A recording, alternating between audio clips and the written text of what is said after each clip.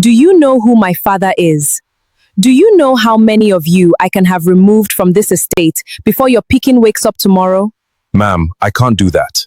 Madam, I'm only doing my job. Every visitor has to follow the estate security procedures. Your job?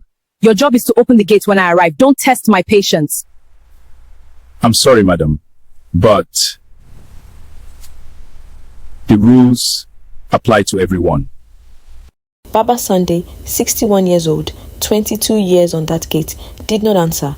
He only lowered his eyes the way he always did, the way that made Vivian feel like a queen and made everyone watching feel something closer to shame. A driver had blocked another resident's car for 4 minutes while she finished a phone call, and when the woman in that car had the audacity to hoot, Vivian stepped out in her silk robe and heels at 6 in the morning to remind an entire street who she was. By the time she was done, Baba Sunday's hands were shaking. Mrs. Adenike, the woman in the blocked car, was crying quietly behind her steering wheel, not because of the 4 minutes, but because this was the 9th time in 2 years, and nobody had ever done anything about it. Down the street, curtains moved. A gardener paused mid-sweep, broom hovering over dead leaves. He suddenly seemed very interested in. 2 teenage boys on their way to school slowed their bicycles, then sped up again, the way people speed past something they've learned not to watch too closely. Nobody said a word to Vivian. Nobody ever did.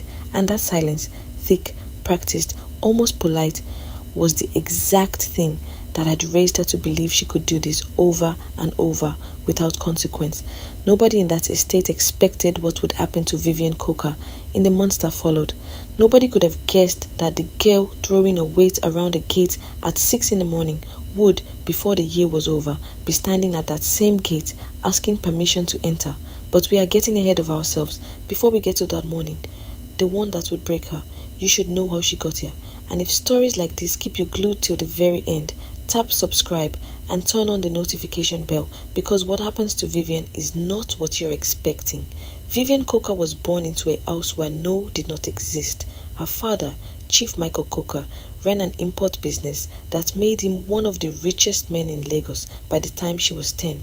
Her mother, Patricia, had one philosophy about raising her only daughter: give her everything so she never has to want. They did not know, or did not care to know, that a child given everything eventually believes she is owed everything. By primary school, Vivian was the girl who took toys from other children and dared them to cry about it. By secondary school, she was the girl who got 3 classmates suspended by lying to the principal, and when the truth came out, her father simply wrote a bigger check to the school and the matter disappeared. By university, she had a reputation that traveled faster than she did. Professors who gave her passing grades she didn't earn because Chief Coker sat on the board. Classmates who avoided group projects with her. One lecturer who resigned rather than continue managing her. By her early 20s, the pattern was so consistent that people who knew her began describing her in the same 3 or 4 sentences as though they'd rehearsed them. Vivian doesn't mean it. That's just how rich people's children are raised. Don't take it personal. She talks to everyone like that. Just agree with her and she'll move on to somebody else. These were not compliments. They were survival instructions passed quietly from person to person. The way villagers might warn each other about a pothole in the road nobody had bothered to fix. There was only one person who stayed close to her through all of it. Ifeoma Nwachukwu, a soft-spoken girl from a modest family who had been Vivian's seatmate since JSS 1. For years, Ifeoma made excuses for her. She's not really like that. She just doesn't know how to say things properly. Give her time, she'll grow. But Vivian never grew. She called Ifeoma at midnight to complain about a manicure. She borrowed Ifeoma's class notes and never returned them, then insulted her in front of other students for being too slow to have a spare copy. She once told a room full of people that Ifeoma was her assistant as a joke and laughed the loudest when Ifeoma's face fell. There was a birthday party too that people still remembered years later. Ifeoma had saved for 2 months to buy Vivian a bracelet, a small thing, nothing extravagant, but chosen with care. Vivian opened it in front of 20 guests, held it up between 2 fingers like something she'd found on the floor, and said, "Oh, it's cute. I'll give it to my house girl." The room laughed, because that was what you did around Vivian. You laughed before you had time to feel sorry for whoever she'd just wounded. Ifeoma laughed too, the way people do when the alternative is crying in public, and went home that night and put the receipt for the bracelet in a drawer she never opened again. The day Ifeoma finally walked away, she didn't shout. She simply said, "Vivian, I have loved you since we were children, and you have never once loved me back the same way. I'm tired." Vivian rolled her eyes and said, "By then, I have people lining up to be my friend." Nobody lined up. By the time she was 26, Vivian Coker had a big house, a growing bank balance from her father's company, and not a single real friend. At Coker Group's Lagos office, where her father placed her as Special Assistant to the MD, a title that meant nothing and answered to no one, the pattern repeated itself, just with a different set of victims. There was Blessing, the front desk secretary, who Vivian once made cry in the open plan office because her tea arrived 2 degrees short of scalding. There was Mr. Effiong, the office driver, who Vivian reported to HR for insubordination, simply because he asked her to wear a seatbelt. There was an entire finance team who learned to schedule their meetings around Vivian's moods, the way sailors learn to read weather. Everyone whispered. Nobody acted. When new staff joined, older staff pulled them aside within the first week. That one, the MD's daughter, just agree with her. It's easier. That whisper, repeated in stairwells and smoking corners for years, was the quiet machinery that let Vivian's cruelty keep running. It is always easier, in the beginning, to protect the peace than to protect the person. There was exactly one time someone tried to stop it. Mrs. Grace Bassey, the HR director, called Vivian into her office after the Blessing incident, intending to issue a formal warning. She had the letter typed and printed, a clean paragraph outlining conduct unbecoming of a senior staff member, a line for Vivian's signature at the bottom. Vivian cried, real tears, the kind she had learned to produce on command since childhood, and said, "Auntie Grace, please, you know my daddy is going through a lot right now. I didn't mean it. I was just having a bad day." Mrs. Bassey hesitated. She had 2 children in university whose fees depended on this job. She folded the letter and put it in her drawer instead of the file, telling herself she would revisit it if it happened again. By the time Chief Coker himself called her that evening, sounding wounded and disappointed that she would discipline his only child like a stranger, the letter never left that drawer at all. Mrs. Bassey closed the drawer that night, feeling something she couldn't name, not quite guilt, not quite defeat, just a particular tiredness of a person who knows she has done the wrong thing for reasons that felt, in the moment, like the right ones. It was a feeling she would carry for years, long after she'd forgotten the exact wording of the letter she never sent. It was around this time that a new intern joined the finance department. Her name was Adaeze Bello. Adaeze was quiet, in a way that made people forget she was in the room, until they needed her, and then they remembered she had already finished the work. She dressed simply. She ate her lunch alone by the window, not because no one liked her, but because she seemed to prefer it that way. When Vivian mocked her shoes in the elevator on her second day, "Is this the NYSC discount store?" Adaeze only smiled and said, "They're comfortable," and stepped out at her floor without another word. She was not weak. She was watching. There was a particular afternoon, early on, when a junior staff member spilled coffee across Adaze's desk right before a deadline, ruining a stack of printed reports she'd stayed late to prepare. The boy apologized frantically, certain he was about to be reported to someone.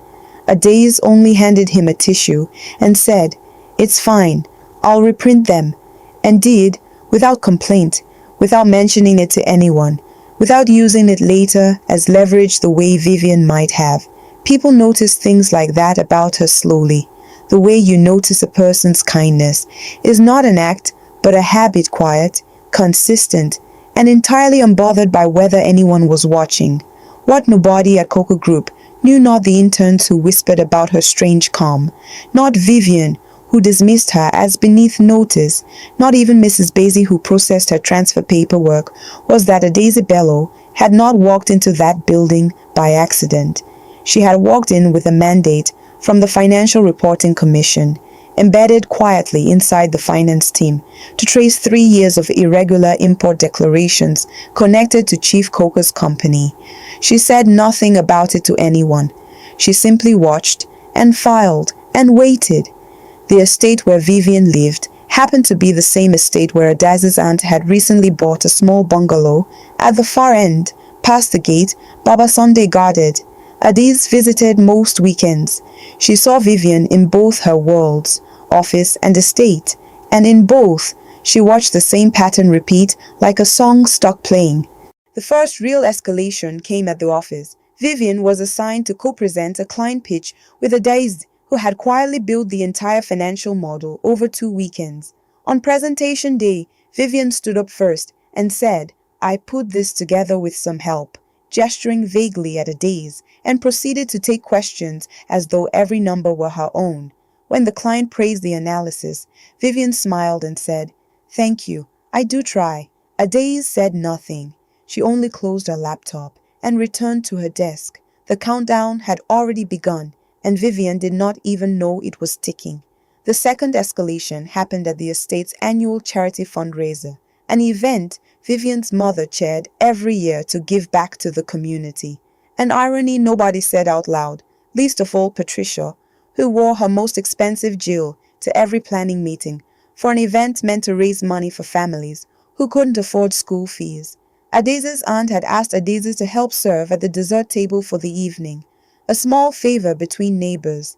Vivian, arriving late in a gown that cost more than the entire dessert budget, looked Adaeze up and down and said loudly enough for nearby guests to hear, "Oh, you're the office girl. I didn't know you people also came to real events." A few guests laughed nervously, the kind of laughter that exists only to fill an uncomfortable silence. An older woman nearby, one of the estate's longest residents, opened her mouth as if to object, caught her husband's warning glance, and busied herself instead with her wine glass. Nobody defended Adaeze. She simply handed the next guest a slice of cake and said, "Enjoy the evening," her voice as even as still water, and continued serving as though nothing at all had happened. The countdown had already begun, and still Vivian did not hear it. In a Monday morning meeting with senior management present, 12 people around a glass table, laptops open, coffee going cold. Vivian, frustrated that her numbers for a small side project didn't add up, turned to Adaeze in front of everyone and said, "This is why NYSC people should not be trusted with real work. Useless."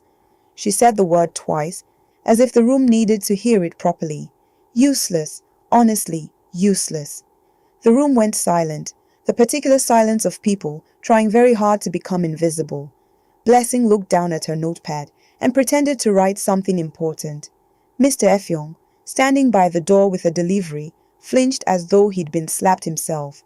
One of the younger finance analysts opened his mouth as if to say something in Adaze's defense, caught the eye of a more senior colleague, shaking their head almost imperceptibly, and closed it again. Adaeze simply gathered her folder, said, "I'll recheck the figures," and walked out without raising her voice even once. Her footsteps down the corridor were the only sound in the whole building that anyone remembered clearly afterward. Later that same week, in the privacy of the Coker family home, over a dinner of jollof rice and grilled fish that the house help had prepared and cleared without once being thanked, Vivian's mother gently suggested she tone things down a little at work. "People are starting to talk." Vivian laughed, actually laughed, fork still in her hand. "Mommy, please, Daddy owns half that building. Nobody is going anywhere." Her father, half listening from behind his newspaper, chuckled and said, "That's my girl. Never let anybody make you feel small." Patricia opened her mouth to say more, thought better of it, and returned to her plate. It was the same home, the same voice that had shaped every version of her that the world outside now suffered through. The cruelty was never only a workplace habit. It was a family language, spoken fluently at the dinner table long before it was ever spoken in a boardroom, and nobody in that house had ever once tried to translate it into something kinder. That night, alone in her room, Vivian scrolled through old photos on her phone. Birthday parties, graduation, a trip to Dubai with cousins who no longer returned her calls. She noticed, almost without meaning to, how few of the smiling faces in those pictures had stayed in her life. She noticed it the way you notice a stain on a wall you've walked past for years, briefly, uncomfortably, and then not at all, because noticing would have meant asking why, and asking why would have meant admitting something she was not yet ready to admit. What none of them knew was that the irregular import declarations Adaeze had been quietly tracing for months led directly back to Chief Coker's signature. 3 years of underdeclared goods, falsified customs paperwork, and a shell company used to launder the difference. The investigation was almost complete. The forced reckoning arrived on a Thursday at the company's quarterly stakeholders meeting, the one meeting every department head, every board member, and, unusually, a representative from the Financial Reporting Commission was required to attend. Vivian sat beside her father at the head table, bored, scrolling her phone, expecting nothing more than the usual parade of numbers. Then, the FRC representative stood. Before we proceed, I'd like to introduce my colleague, who has been embedded with this organization for the past 4 months, completing an independent audit. The door opened, and Adaeze Bello walked in, not in her simple office blouse, but in a sharp navy suit, carrying a folder thick with evidence. The room did not gasp all at once. It gasped in waves, starting from the finance team who recognized her first, spreading to the board members, and finally reaching Vivian, whose phone slipped from her hand and clattered against the marble floor loud enough that 2 people flinched. "Wait!" someone at the back whispered. "That's the intern." "She's FRC," another voice murmured, leaning toward a colleague. "Since when?" "4 months," she said. "4 months she's been sitting 3 desks from me." Blessing, from the back row, put a hand over her mouth, replaying in her memory every quiet, unreadable smile Adaeze had ever given her, understanding only now what that calm had actually been holding. Chief Coker rose halfway out of his chair. This is highly irregular. You cannot simply..." "Sir," the FRC representative said evenly, "please sit down. This has been authorized at the highest level, and it has already been reviewed by counsel." He did not raise his voice. He did not need to. Something about the flatness of his tone made it clear that whatever was coming next was no longer a conversation. It was a verdict already written, and the room was simply being told what it said. Adaeze did not raise her voice. She laid out 3 years of falsified declarations, page by page, name by name. The shell company's paper trail leading directly to Chief Coker's signature. She did not look at Vivian once. She did not need to. The documents did the only kind of talking that mattered. Chief Coker's company was placed under immediate regulatory freeze that same afternoon. Within 3 months, fines, back taxes, and the collapse of 2 major contracts stripped the family of almost everything. The office, most of the investments, and eventually, the house in the estate. Vivian Coker, 27 years old, moved with her parents into a modest 2-bedroom flat on the mainland, and for the first time in her life, had to look for a job the way ordinary people do, with no name to open doors, and a reputation quietly circulating in every WhatsApp group of former colleagues that closed most of them before she even walked in. She eventually found work as an assistant at a small fashion boutique owned by the Ali family. New money, fast rising, and proud of it. The owner's daughter, Kemi Ali, ran the boutique's day-to-day operations, and within her first week, Vivian understood something she had never once considered in 27 years, what it feels like to be on the other side of her own voice. Kemi mocked Vivian's second-hand shoes, the same way Vivian once mocked Adaze's. "Is this the market discount section?" she asked, loud enough for the customers browsing near the till to hear, and 2 of them smiled, the uncomfortable smile of people who know they shouldn't laugh, but do anyway. Kemi made her repeat menial tasks in front of customers to see if she could actually do anything useful, folding and refolding the same scarves until her hands ached. Kemi once said, in front of the entire staff. I don't know why my mother hired someone whose own father couldn't hold on to his money. Vivian went to the back room and cried in a way she had never cried before. Not performed tears, not tears to win an argument, but the real, quiet kind that comes from finally understanding a lesson the hard way. There was a week Kemi seemed almost to enjoy it, assigning Vivian the worst shifts, the closing duties nobody wanted, the stock taking that kept her at the boutique until 9 at night while everyone else went home. Consider it training, Kemi said once, not unkindly exactly, but not kindly either, in the same breezy tone Vivian remembered using on Blessing, over a cup of tea that was 2 degrees too cold. Standing in that stockroom one evening, exhausted, refolding blouses for the 4th time, because Kemi said the first 3 attempts weren't good enough for a paying customer, Vivian finally recognized her own voice coming out of someone else's mouth, and the recognition frightened her more than the humiliation itself. She thought more than once about calling Ifeoma. She never found the courage. What Vivian did not know was that Kemi's older brother, Toby Ali, had been watching the way she absorbed each humiliation without lashing out, the way she stayed late without complaint, the way she quietly redeemed a client's ruined order without being asked, simply because it was the right thing to do. He said nothing about it for weeks. He only watched. The reckoning that mattered most, though, did not happen at the boutique. It happened 3 months later at a community outreach event organized by a small foundation that had quietly been funding job placements and vocational training for underprivileged families across Lagos.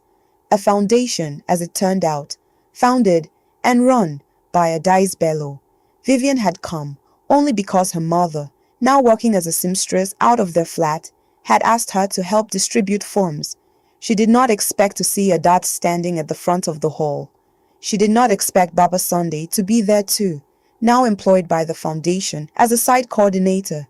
She did not expect Mr. Effiong or Blessing, or, standing quietly near the back, Ifeoma. The hall went quiet in the particular way a room goes quiet when everyone senses something important is about to happen. Chairs stopped scraping. Phones went into pockets. Vivian stood near the back with a stack of unfilled forms in her hands, unable to move, unable to leave, caught exactly where the past had been waiting for her all along. One by one, at Adaze's invitation, people who had once said nothing were finally given the floor. For 9 years, Baba Sunday said, his voice steady now in a way it had never been at that gate. I lowered my head and said nothing because I needed the job. My children needed me to keep that job.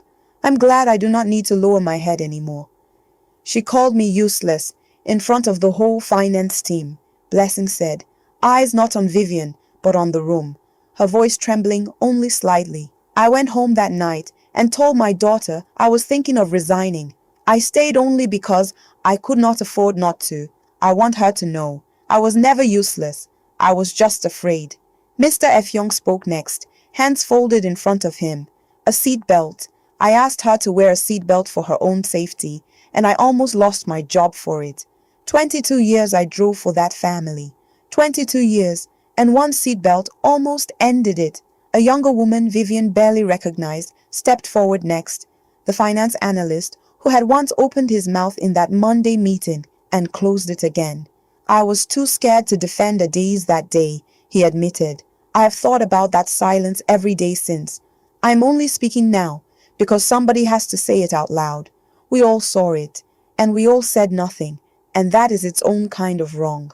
Then Ifeoma stepped forward, and for the first time in years, looked Vivian directly in the eye. I loved you since we were children. I made excuses for you longer than anyone should have. I'm not here to hurt you. I'm here because I finally forgave myself for staying so long. Kemi's own mother, Mrs. Ali, who had been invited as a foundation donor, stood and added something nobody expected. My daughter treats people the way she does because I never corrected her. I'm learning, watching this, that it is never too late to start. It was not an excuse. It was an admission, one that made it clear the cruelty in her house, like the cruelty in Vivian's, was inherited, not innate, and could still be unlearned. Adaeze let the silence sit for a long moment before she spoke, her voice calm the way it had always been. Respect is not something you are born owed. It is something you spend your whole life earning, one small moment at a time. 12 words, no shouting. It landed in that hall, heavier than anything Vivian had heard in her entire life, and she put her face in her hands and wept in front of every person she had ever wronged. In the weeks that followed, real consequences settled over the Coker family, the way weather settles over a city. Slow, total, impossible to argue with. Chief Coker faced formal charges. Their remaining savings went to legal fees. Patricia Coker's once easy friendships thinned to almost nothing, the same way Vivian's had. There was no dramatic rescue, no sudden inheritance to soften the fall, just the long, ordinary work of rebuilding. But Adaeze, despite everything, quietly arranged a small administrative role for Vivian's mother within the foundation's records office. Not because Patricia deserved a reward, but because, as Adaeze put it, the children in this family were failed before they ever failed anyone else, and someone has to be the one who stops that failure from repeating. It was not forgiveness for Vivian's father. It was mercy for a woman trying to start over, offered by the very person his family's downfall had been built to silence. Vivian herself stayed on at the boutique. Something in her had genuinely changed. She arrived early, stayed late without being told, and one afternoon quietly covered for a junior staff member's mistake instead of exposing it, the way nobody had ever covered for her. When a customer once snapped at a new hire over a delayed order, Vivian stepped in gently and said, "It's not her fault. Let me sort it out," and walked the woman through a replacement herself, calm the whole time, the way she had once watched someone else stay calm under far worse treatment. Kemi noticed and said nothing at first, but her mockery, slowly, over weeks, began to soften into something almost like respect. Toby noticed too and said everything. "You didn't have to redo that order," he told her one evening after closing, the shop lights dimmed and the street outside just beginning to quiet down. "Nobody would have known." "I would have known," Vivian said. He smiled at that, the first person in a long time to look at her without pity or scorn, just quiet, steady interest.